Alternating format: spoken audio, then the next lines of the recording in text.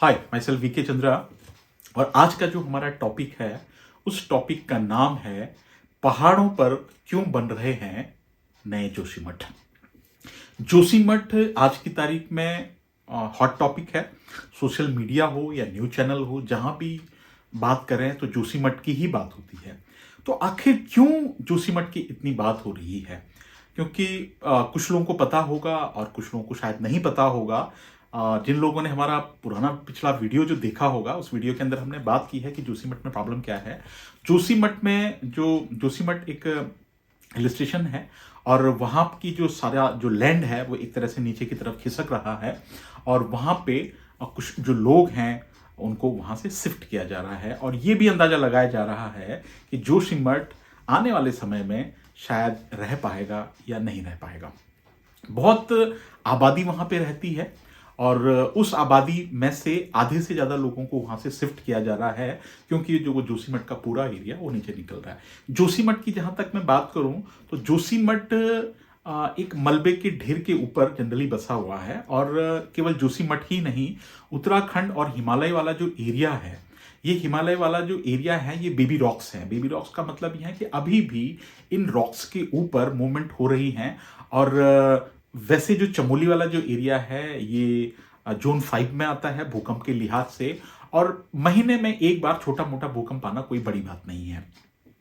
तो जितने भी पहाड़ पे शहर बसे हुए हैं उन शहरों की लगभग सब यही हालत है, चाहे जोशीमठ हो, चाहे गोपेश्वर हो, या उसके पास में बसा हुआ करण प्रयाग हो, या नैनीताल हो, या मसूरी हो। सभी जितने भी शहर हैं वो लगभग पहाड़ का जो इस तरह का जो एरिया है, ढलान जिसे कहेंगे, उन पे ये बसे हुए हैं। पहले आबादी बहुत कम थी तो तब तक तो कोई प्रॉब्लम नहीं था। अब धीरे धीरे जैसे विकास जो हो रहा है ना, और उसके नाम पर बहुत ज़्यादा होटल्स खुल गए हैं, बहुत सारे ऑफिसेज वहाँ पे बने हुए हैं, आबादी बढ़ने लगी है और सीमेंट का जो जंगल एक तरह से बन गया है। तो उससे हो ये रहा है कि जो पहाड़ों पे जो ये शहर बने हुए हैं, इन शहरों में प्रॉपर ड्रेनेज सिस्टम नहीं है ना। तो उससे क्या होता है कि लोगों ने अपने घरों के बाहर छोटे छोटे डिब्बे से बना करके वहां पे बनाया हुआ है, और जो सीवेज है वो पूरा उसमें चला जाता है और वो पानी वो पहाड़ों से नीचे अंदर चला जाता है और वो जमीन जो नीचे वाली है वो पूरी हिल जाती है। और वो जो रॉक्स हैं उसके नीचे रॉक है, ऊपर से वो मलबा है और वो मलबा फिर निकल करके एक तरह से नीचे चला जाता है। दूसरा, आज की तारीख में आप देखें कि रोज कम से कम ये मान के चलें कि 10 से 15 पेड़ या फिर इससे ज्यादा भी हो सकते हैं, मैं जहां भी देखता हूं लगातार काटे जा रहे हैं। पता नहीं किस तरह की सरकारें हैं, किस तरह के लोग हैं, क्योंकि पेड़ नहीं रहेंगे तो ये पहाड़ आखिर टिकेंगे किस पे? क्योंकि पहाड़ वैसे भी मिट्टी है। अब पेड़ होने से होता यह है कि पेड़ की जो जड़ें होती हैं वो मिट्टी को जकड़ लेती हैं और उस वजह से मिट्टी बनी रहती है, तो पहाड़ खिसक नहीं पाते हैं। और डेवलपमेंट के नाम पे पेड़ हैं, चाहे छोटे हो चाहे मोटे हो, सबको एक तरह से साफ किया जा रहा है और वहां सीमेंट का जंगल और कंक्रीट बन जाएगा। उस वजह से जो ऊपर से जो हीट जो आती है वो रिफ्लेक्ट होती है और वो वाला एरिया पूरा का पूरा गर्म हो जाता है। ऊपर से कारें इतनी ज्यादा है वो भी एक तरह से गर्मी को फैला देती हैं। ये सारे रीजन तो थे ही पहाड़ों को बर्बाद करने के लिए, लेकिन उसके ऊपर से जो सबसे बड़ा जो रीजन जो हमें लगता है वो है टनल। आप देखिए आज की तारीख में पहाड़ों में इतने सारे हाइड्रो प्रोजेक्ट चल रहे हैं जिनसे बिजली बनाई जा रही है। तो हाइड्रो प्रोजेक्ट जहां तक है वहां तक तो ठीक है कि पानी को रोक करके और बिजली जनरेट की जा रही है, वहां तक तो बिल्कुल ठीक है। लेकिन टनल जो बनाई जा रही है वो सबसे खतरनाक चीज इन पहाड़ों के लिए है। चाहे वो टनल हाइड्रो प्रोजेक्ट के लिए हो, चाहे वो टनल रेलवे के लिए हो या फिर किसी और चीज के लिए हो। अब टनल तक भी ठीक है कि अगर आप टनल बना रहे हैं, लेकिन टनल बनाने के हैं दो तरीके मोटे मोटे पे। पहला तरीका यह है कि आप टीबीएम से टनल बना सकते हैं। टीबीएम का मतलब है टनल बोरिंग मशीन। और दूसरा तरीका यह है कि आप ब्लास्टिंग करके टनल बना सकते हैं। ऐसे करके थोड़ा सा कॉम्प्लिकेटेड हो रहा होगा, देखते हैं इन पिक्चर्स में और समझते हैं कि आखिर ये टनल बनती कैसे। ये देखिए, ये एक टीबीएम है, इसको बोलते हैं टनल बोरिंग मशीन, और इसके आगे ये कटर लगे हुए हैं और पहाड़ के अंदर टनल बनाने के लिए घूमती है और इससे टनल बनती है। है ना, और ये घूमती है और इसके पीछे पूरा एक मैकेनिज्म है और अपने आप ही ये जो टनल के चारों तरफ प्लेट्स वगैरह हैं वो लगाती रहती हैं, है ना। यहाँ पे आप देखें ये आगे से इसका कटर हेड है और इसके पीछे पूरा बिल्कुल एक घर सा बना हुआ है, ये पूरा इसका मैकेनिज्म है। इसमें वाइट सा आप जो देख रहे हैं ये टनल बनाते समय ये ऊपर से इसकी पैकिंग भी एक तरह से करती रहती है, सीमेंट के जो ब्लॉक्स हैं उसको लगाती रहती है और इससे किस तरह की टनल साफ सुथरी बनती है ये आप देखें। इसके अंदर लाइट्स वगैरह वगैरह सब कुछ ये अपना पूरा काम करता है और देखिए कितने साफ सफाई से ये जो प्लेटें जो आप देख रहे हैं ये भी यही मशीन लगाती है और कितनी साफ सी एक तरह से टनल बनी है। कोई इसके अंदर ब्लास्टिंग नहीं होता है क्योंकि आसानी से ये जैसे एक वॉर्म होता है उस तरह से ये टनल बोरिंग मशीन टीबीएम जो है वो काम करती है। दूसरी तरफ आप ये देखिए कि जो ब्लास्टिंग से होता है ये ड्रिलिंग मशीन होती है और ये ड्रिल करती है और ये देखिए इसके अंदर ये जो ब्लास्टिंग मटेरियल है ये भरते हैं और उससे फिर ब्लास्ट किया जाता है।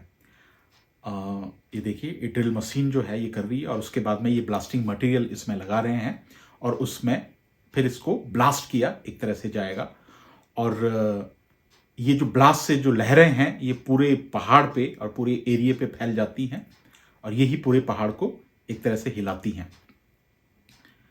और ये देखें और इससे इस तरह की टनल बनती है। फिर ऊपर से आप देख रहे हैं ये लाल लाल से जहां मार्क किए हुए हैं यहाँ पे मशीन जा करके और फिर इनको नीचे गिराती है, उसके बाद में सीमेंट वगैरह से इसकी पैकेजिंग होती है ना। तो ये फिर है ब्लास्टिंग का जो तरीका है उससे ये करते हैं।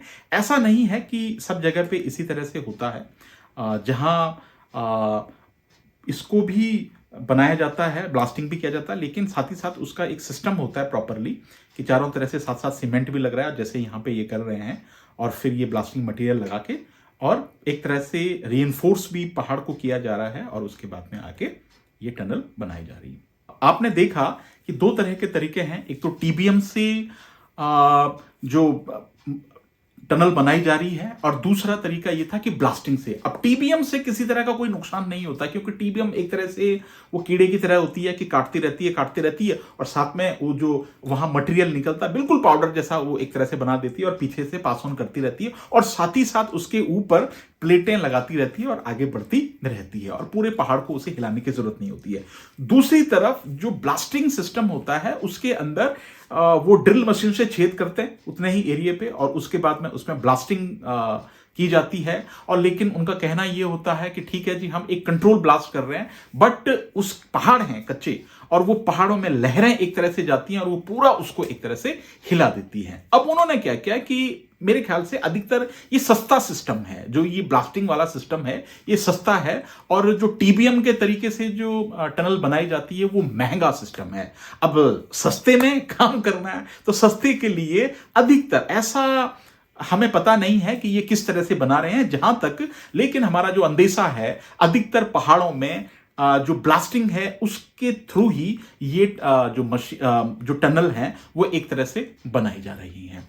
तो सस्ते में एक तरह से काम हो रहा है। अब इसकी वजह से होता क्या है कि एक बार ब्लास्ट छोटे छोटे ब्लास्ट हुए और वो पूरे पहाड़ों को एक तरह से दरका देते हैं और उसके ऊपर से बारिश आई, धीरे धीरे धीरे वो हिलते रहते हैं और वो पहाड़ टाइम टू टाइम फिर वो नीचे नीचे एक तरह से होते रहते हैं। तो उम्मीद है कि आपको शायद ये समझ में आ गया होगा कि आखिर टनल बनाने के प्रोसेस में किस तरह से पहाड़ हिल रहे हैं और उनकी वजह से कई सारे नए नए जोशीमठ बन रहे हैं। तो एक तो उसके ऊपर से पानी भी आ रहा है ड्रेनेज वाला, ऊपर से ये जो टनल वाला जो प्रोसेस तरीका है वो उसे नीचे से पहाड़ों को हिला दे रहा है, पेड़ वैसे ही काटे जा रहे हैं, सीमेंट का जंगल एक तरह से बनाया जा रहा है। पता नहीं लोग इस उत्तराखंड को कहां ले जाना चाहते हैं। So thank you very much, आपने इतनी देर तक हमें सुना। मिलेंगे किसी और वीडियो में और अगर वीडियो पसंद आए तो इस तरह के वीडियो देखने के लिए सब्सक्राइब कीजिएगा। Bye bye.